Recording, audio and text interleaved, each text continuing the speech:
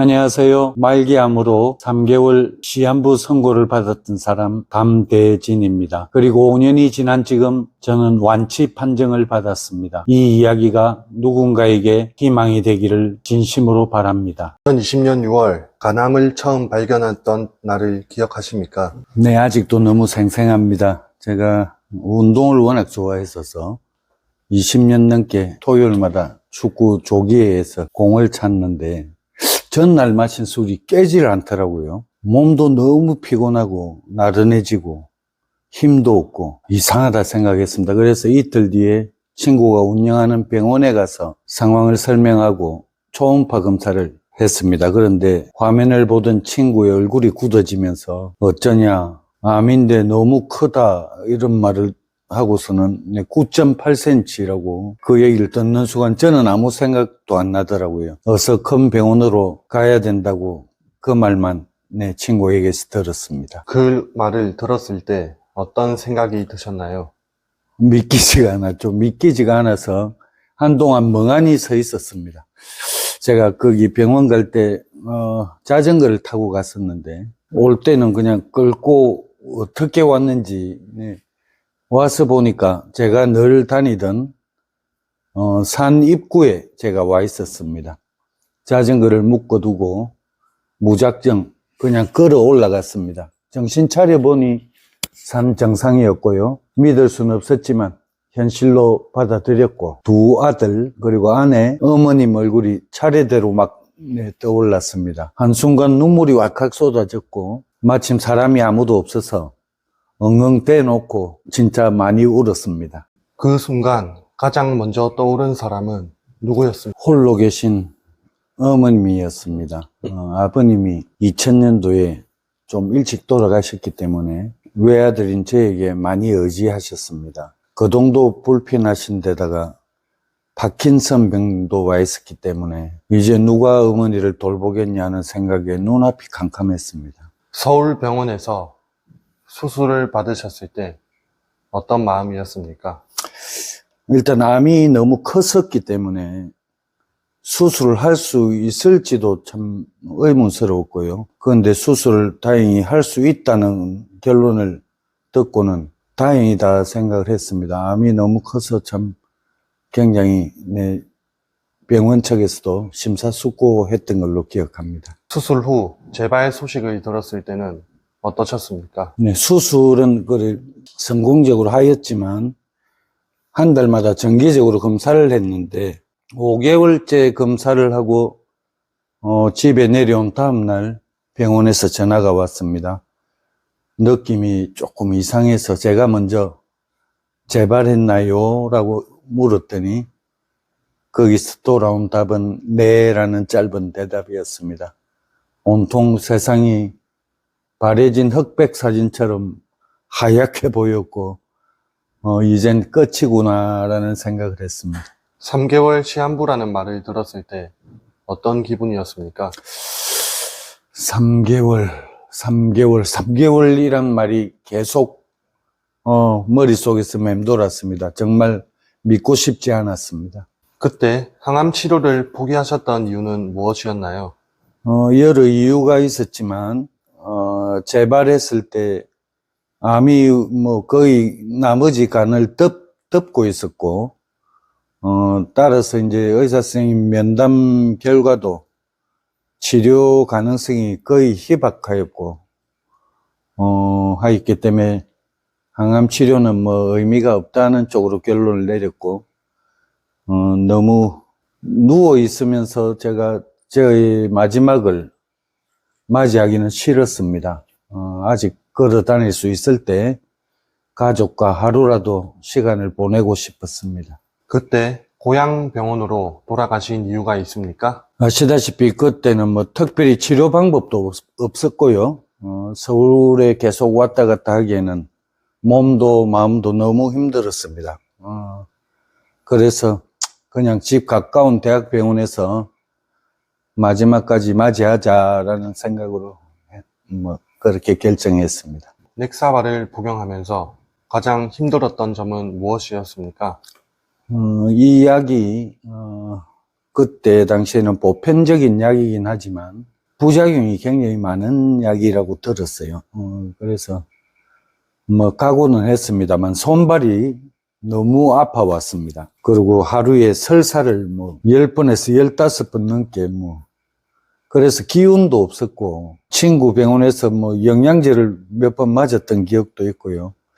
아, 이렇게 힘들구나. 그래서 환자들이 포기할 수 있겠구나. 그렇게 생각했지만 그래도 끝까지 버텨보자는 마음으로 계속 약을 먹었습니다. 아내에게 처음 병을 알렸을 때 어떤 반응이었나요?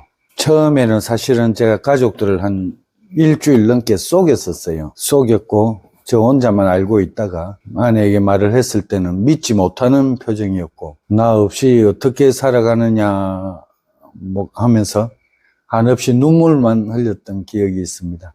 두 아들에게 병을 알리던 순간을 기억하시나요? 네, 재발했다는 얘기를 듣고 내려온 다음 날 식구 넷이서 아침 식사를 하고 제가 저에 대한 저의 병세를 충분히 다 상세하게 설명했습니다. 그래서 아빠가 없어져도 세상이 없어져도 할머니 잘 모시고 어머니랑 열심히 용기 내어서 잘 살으라고 얘기했더니 온 가족이 눈물바다를 이루었습니다. 어머니 생각이 가장 많이 났다고 하셨는데 어떤 마음이었나요?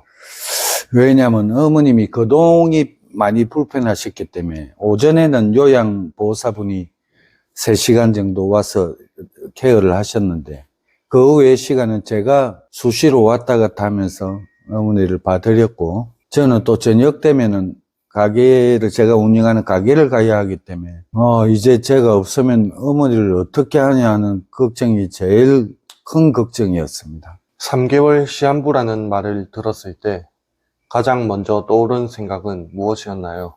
뭐부터 해야 되는지 제가 막 생각이 정리가 안 되었었어요. 유서도 썼고요. 그리고 제가 입고 다니던 옷들 중에서 좀 좋은 옷들, 그거 버리긴 아깝고 지인들에게 좀 나누어 줬고요. 또 어머니를 요양원에 어쩔 수 없이 모셔야 되겠다는 생각에 모실 준비도 같이 했습니다. 제가 막 살려고 약을 먹으면서 반면에 또 죽음을 이렇게 준비하는 참 지금 생각하면 이상야릇한 그런 시간들이었습니다. 계획하셨던 가족여행도 다녀오셨나요?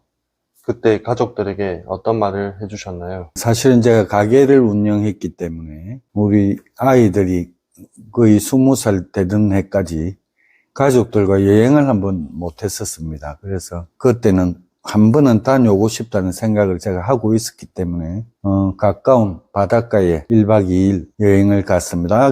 아이들이 소고기도 막 준비하고 구워주고 사실은 제가 속이 너무 불편했기 때문에 약 때문에 많이는 못 먹었지만 맛있게는 먹는 척 했습니다. 아이들이 나중에 기억할 아버지는 그래도 강한 아버지였다고 보이고 싶었던 모양입니다.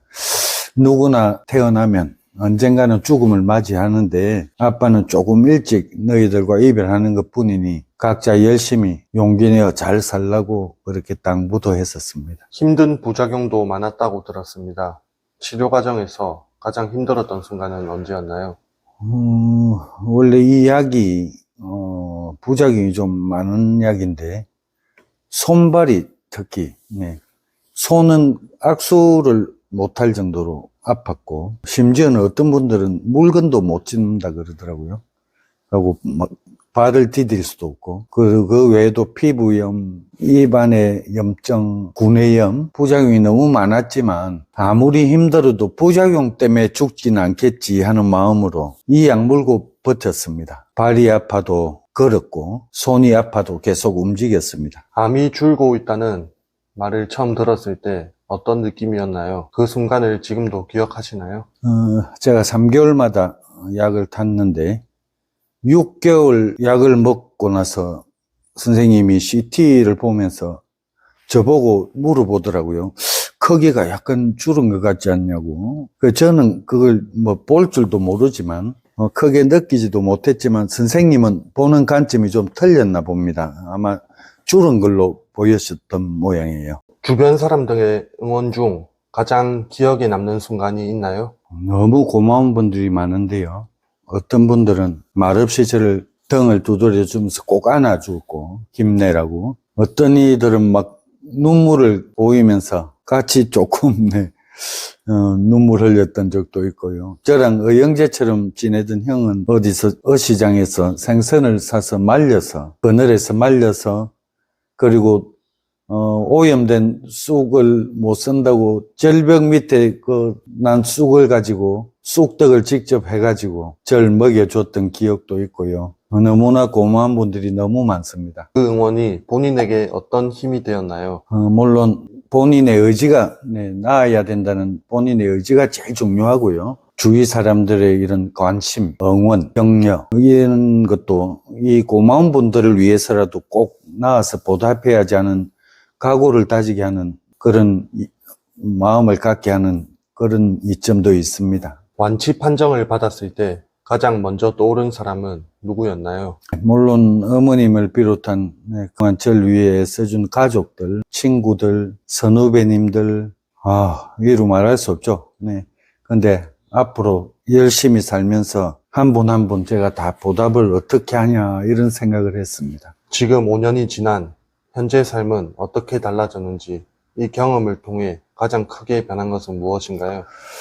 완치 판정을 받고 하루하루가 너무 소중합니다. 힘들게 투병한 5년여의 세월이지만 앞으로의 삶은 더욱 값지게 보내야겠다는 생각을 해봅니다. 살려고 버틴 세월보다 앞으로 어떻게 보람 있는 삶을 살 것인지 하는 생각을 자주 해봅니다. 노래 기적은 어떤 마음으로 만들게 되었나요? 주위에서, 그렇죠. 의사 선생님도 저보고 기적이라 그랬거든요. 모든 분들이 저한테 기적이라고 이렇게 운운하셨는데, 저도 제가 살아있는 게 기적 같은 일인 것 같긴 해요. 이 노래를 통해서 그동안 저를 위해 보살피고 응원해줬던 모든 분들께 감사의 마음을 전하고 싶어서 이 곡을 만들었습니다. 이 노래를 통해 사람들에게 어떤 메시지를 전하고 싶나요? 우리 주위에는 몸도 그렇지만 마음도 아픈 사람이 너무 많습니다. 기적을 맞이하게 된 게 제가 잘났거나 제가 특별해서가 아닙니다. 기적은 포기하지 않는 이에게는 조용히 찾아오는 선물 같은 것이기 때문에 누구에게나 일어날 수 있다고 그렇게 생각합니다. 지금 투병 중인 분들에게 한마디 해주신다면요? 5년여 전에 저처럼 지금 병마와 싸우느라 힘드신 우리 환우 여러분, 특히 우리 환우 여러분, 강한 의지를 가지면 분명히 이길 수 있습니다. 절대 포기하지 마시고 의지 꺾지 마시고 고마운 분들에게 보답하기 위해서라도 꼭 이겨내셔서 그 이겨냈을 때 내 자신에게 잘했다고 칭찬 한번 해주는 날이 왔으면 좋겠습니다. 지금 이 순간 삶에서 가장 소중한 것은 무엇인가요? 글쎄요, 저같이 이제 이렇게 중병을 알아본 분들은 건강요 이렇게 당연한 대답을 하겠죠. 어떤 이는 또 물질이 소중하다 할 것이고, 어떤 분은 또 사랑이 제일 소중하다 할 것이고, 이 모든 것, 각자의 이 모든 소중한 것들을 이루기 위해서는 나 자신에 대한 믿음이 제일 소중합니다. 소중하고 필요합니다. 잘할 수 있다는 믿음을 가지고 자신을 응원해주고, 다독여주고, 그 소중한 것을 이루었을 때 우리는 전부 행복을 느낄 겁니다. 모든 사는 사람들의 궁극적 목표는 행복이니까요. 우리가 행복해지는 그날까지 모두 다 같이 힘을 냈으면 좋겠습니다. 이 이야기가 조금이라도 힘이 되셨다면 구독과 많은 응원 부탁드립니다. 이 채널에서 계속 여러분과 함께 하겠습니다. 감대진이었습니다. 감사합니다.